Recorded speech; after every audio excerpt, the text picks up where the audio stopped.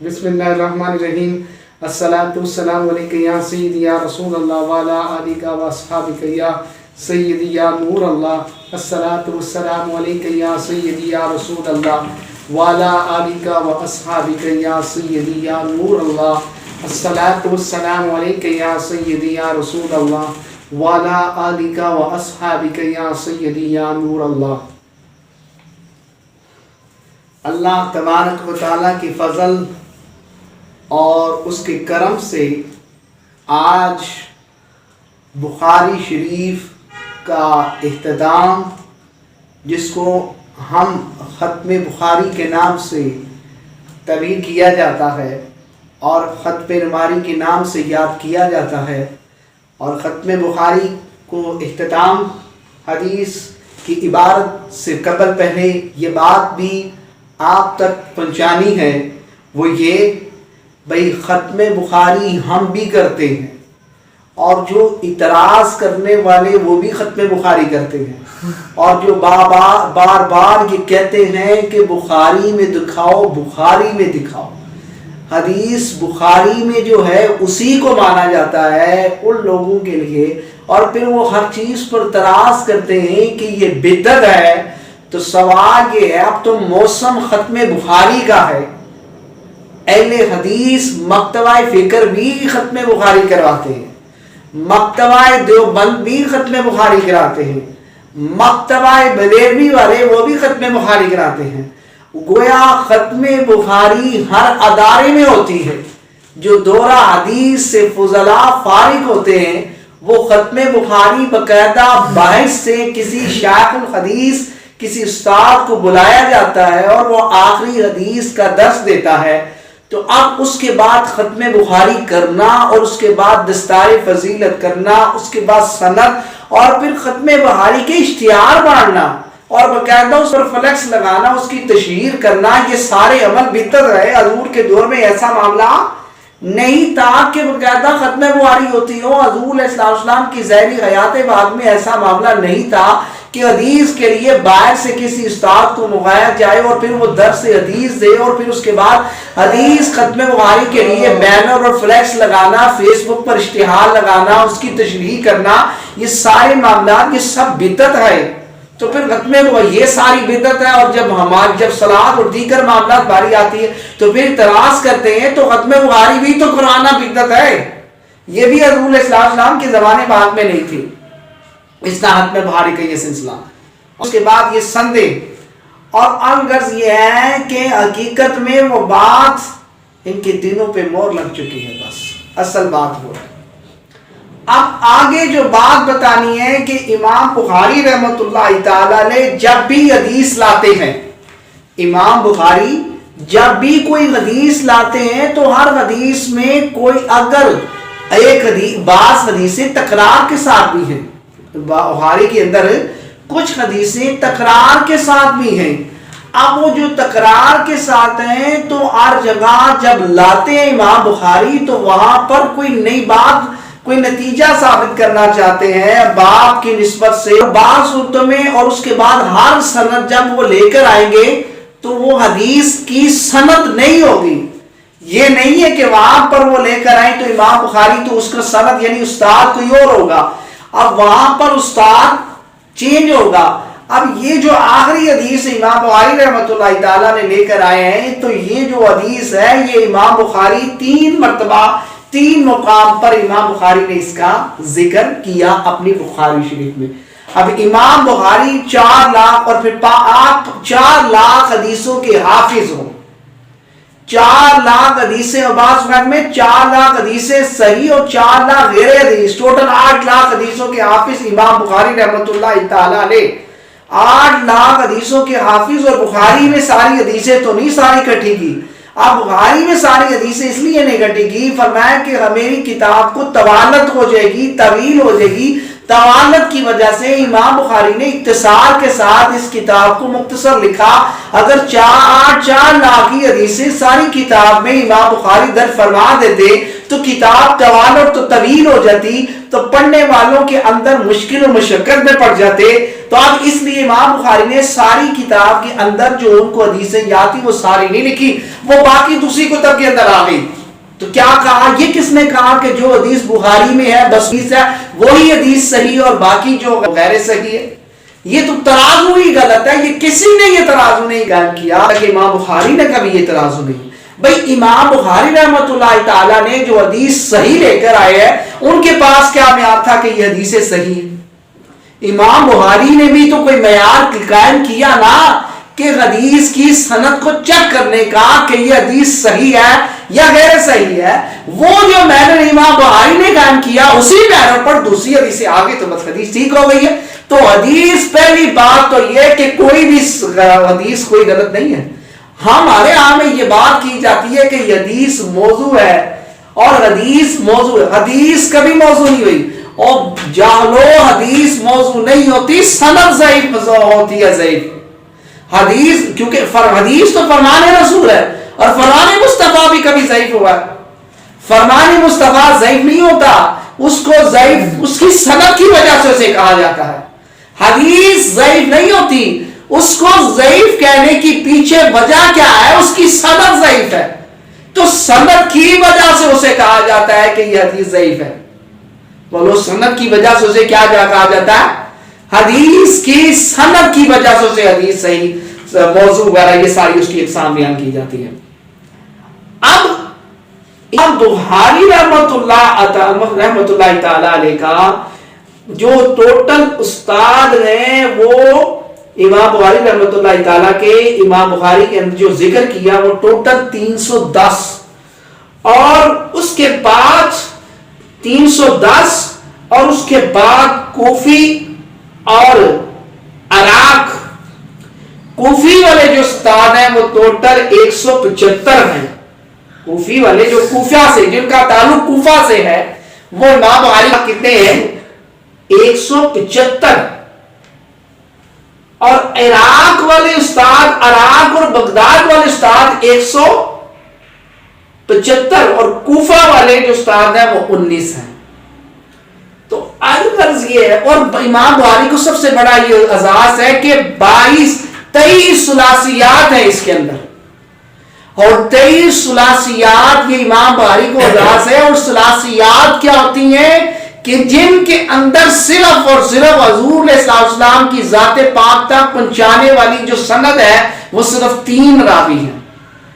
یہ 23 جو ثلاثیات ہے، یہ ثلاثیات جو ہیں، یہ جو اس کے اندر جو کتنے معیار ہیں، اس کے اندر جو ہے صرف 3 راوی ہیں،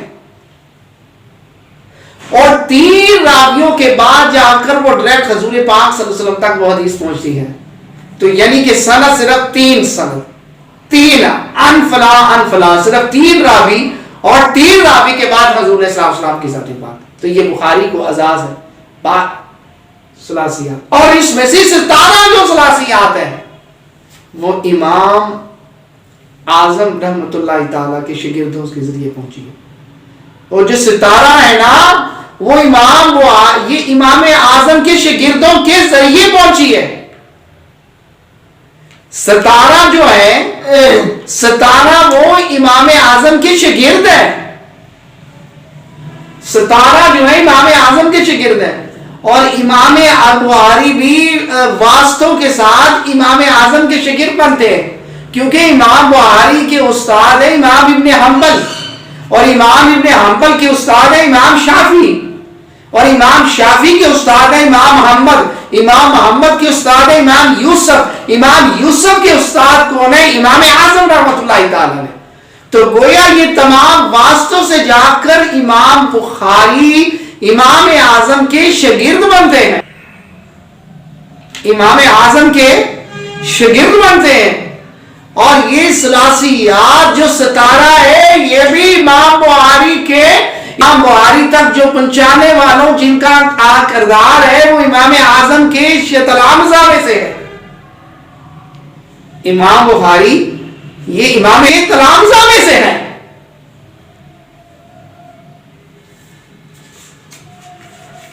اور امام بخاری اپنے شاگرد کو امام اپنے شگرد کو، خطابی نام ان کا ہے، امام محمد بن خطابی، یہ امام بخاری کے خاص شگرد تھے، سیکٹری بھی تھے، اور امام بخاری ان کو حدیث کی ملا کروا رہے تھے، حدیث کی ملا کروا رہے تھے، یعنی حدیث کی عبارت لکھوا رہے تھے۔ اب وہ زیادہ وقت لکھاتے لکھاتے گزر گیا تو امام بخاری رحمۃ اللہ تعالیٰ کو یہ خیال آیا کہ شاید میرا شگرد تھک نہ گیا ہو، تو امام بخاری رحمۃ اللہ تعالیٰ نے ایک تاریخی جملہ بولا، فرمایا کہ تمہیں تو اس بات پر فخر کرنا چاہیے کسی کا وقت فضول لغویات میں گزر رہا ہے، کسی کا وقت فضول لغویات میں گزر رہا ہے، کسی کا وقت کاروبار میں گزر رہا ہے، کسی کا وقت کہیں گزر رہا ہے، فضول لغویات میں گزر رہا ہے، لیکن فرمایا تمہارا وقت بارگاہ مصطفی میں گزر رہا ہے، کیونکہ تم حدیث لکھ رہے ہو، اور حدیث لکھنا اور حدیث پڑھانا یہ حقیقت میں تمہارا وقت کہاں گزر رہا ہے، بارگاہ مصطفی میں گزر رہا ہے۔ تو جو حضور کی بارگاہ مصطفی میں جو وقت گزر رہا اس جیسا تو کوئی وقت، اس جیسا کوئی وقت نہیں ہے۔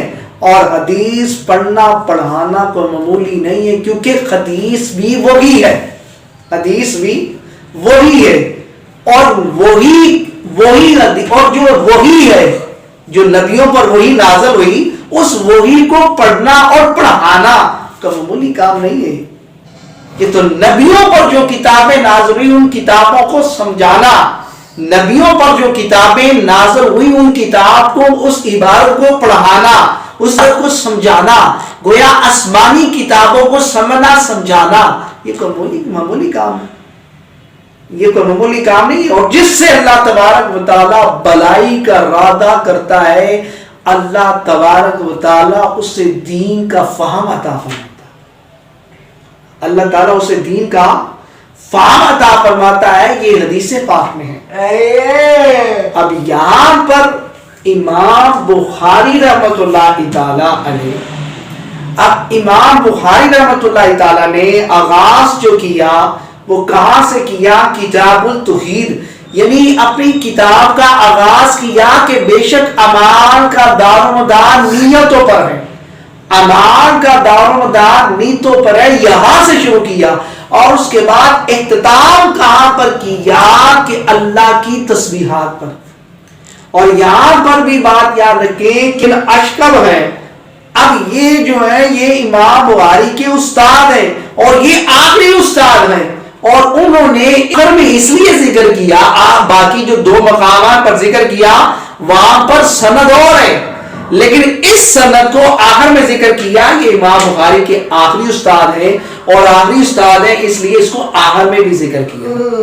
اور امام بخاری رحمۃ اللہ تعالیٰ نے اپنی کتاب کے اندر جو آغاز حدیث کا شروع میں کیا تھا کہ وہاں پر اعمال سے شروع کیا، اور جب ایمان سے شروع کیا تو اس وقت انہوں نے حدیث کی جو سند لے کر آئے امام حمیدی سے، اور امام حمیدی بھی ہے جو مسند حمیدی کے نام سے ہے۔ امام بخاری رحمۃ اللہ تعالی علیہ جو سند لے کر آئے وہ حدیث کی جو پہلی حدیث ہے بخاری کی کہ بے شک اعمال کا دار و مدار نیت پر ہے، وہ امام حمیدی سے ذکر کیا، اور امام حمیدی یہ کتاب ہے باقاعدہ مسند امام مسند حمیدی، اور یہاں پر باقاعدہ اس کی شروعات میں بخاری میں لکھا، عمدۃ القاری اور دیگر کتب شرح کے اندر اس کے اندر لکھا گیا کہ بھی یہاں پر امام بخاری رحمۃ اللہ تعالی نے یہ جو سند ہے امام حمیدی کے علاوہ اور بھی سند کے حدیث لے کر آئے، لیکن یہاں پر امام حمیدی والی سند کو اس لیے ذکر کیا کیونکہ امام حمیدی جو ہے وہ سادات میں سے ہے، یعنی سادات میں سے ہے، حسنی حسینی سید ہے، تو انہوں نے فرمایا کہ میں اب حدیث کا کام شروع کرنے لگا ہوں، تو جب حدیث کا کام شروع کرنا ہے تو جو حدیث کے گھر والے ہیں ان سے شروع کیا جائے، اور جو حدیث کے گھر والے ہیں وہ سادات ہے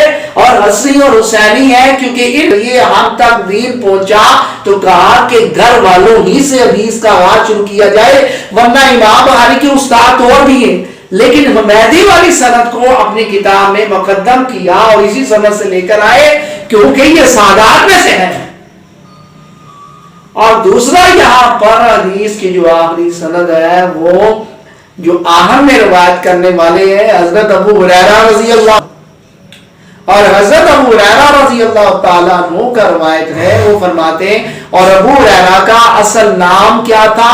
عبد الرحمن، اور جب اسلام قبول کیا تب عبد الرحمن، اور جب دور جاہلیت میں ان کا نام تھا عبد الشمس۔ اور وہ کیا فرماتے ہیں، ہم تک حدیث پاک پہنچانے والے ہیں، اور وہ کیا فرمایا، عن ابی ہریرہ رضی اللہ تعالی عنہ قال رسول اللہ قال نبی صلی اللہ علیہ وسلم کلمتان حبیبتان الی الرحمن خفیفتان علی اللسان ثقیلتان فی المیزان سبحان اللہ وبحمدہ سبحان اللہ العظیم۔ یہ آپ کے سامنے عبارت حدیث کی بچپن پڑھا ہے، حضور کا فرمان ہے، متن ہے، اور متن کیا ہے؟ کلمتانی۔ بھئی کلمتانی تسنیہ ہے، اور حبیبتانی یہ بھی تسنیہ ہے، اور حبیبتانی یہ بھی تسنیہ ہے، اور علی اللسانی، اور کلمتانی دو کلمے اللہ کی بارگاہ میں بڑے محبوب ہیں، دو کلمے۔ اب یہاں پر نحوی الکلمۃ لفظا ودیہ جو آپ نے نحو کے اندر ہدایت و نحو کے اندر کافیہ کے اندر پڑھا ہے، وہاں سے یہ وہ نحوی لغوی والا کلمہ مراد نہیں ہے یہاں پر، بلکہ عرفی مراد ہے، جیسے آپ پڑھتے ہیں سبحان اللہ۔